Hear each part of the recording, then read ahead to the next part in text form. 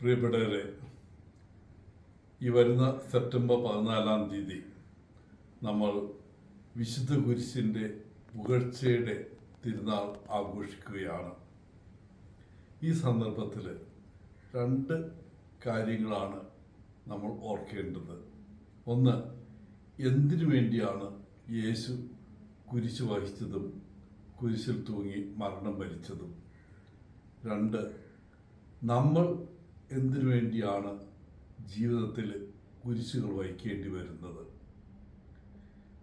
യേശു കുരിശ് വഹിച്ചതും മരിച്ചതും നമ്മുടെ പാപങ്ങൾക്ക് പരിഹാരമായിട്ടാണ് എന്ന് നമുക്കറിയാം. നമ്മൾ നിത്യജീവനിലേക്ക് പ്രവേശിക്കുന്നത് യേശുവിൻ്റെ കുരിശുമരണത്തിലൂടെയാണ്. അതിന് നാം എപ്പോഴും കൃതജ്ഞതയുള്ളവരായിരിക്കണം ദൈവത്തോടും ഈശോയോടും. നമ്മൾ എന്തിനാണ് കുരിശ് വഹിക്കുന്നത്? നമ്മൾ കുരിശ് വഹിക്കുന്നത് നമ്മുടെ പാപങ്ങൾ ഓർത്തിട്ടല്ല, പിന്നെയോ മറ്റുള്ളവരോടുള്ള സ്നേഹം കൊണ്ടായിരിക്കണം നമ്മൾ കുരിശ് വഹിക്കേണ്ടത്.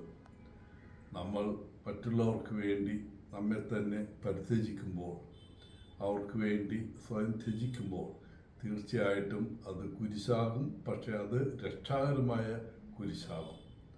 അങ്ങനെ ഈ തിരുനാൾ നമുക്ക് നമ്മുടെ ജീവിതത്തിലെ പ്രയാസങ്ങളും കുരിശുകളും യേശുവിനോടൊപ്പം സമർപ്പിച്ച് ആനന്ദിക്കുവാൻ ഇടവരട്ടെ. God bless U.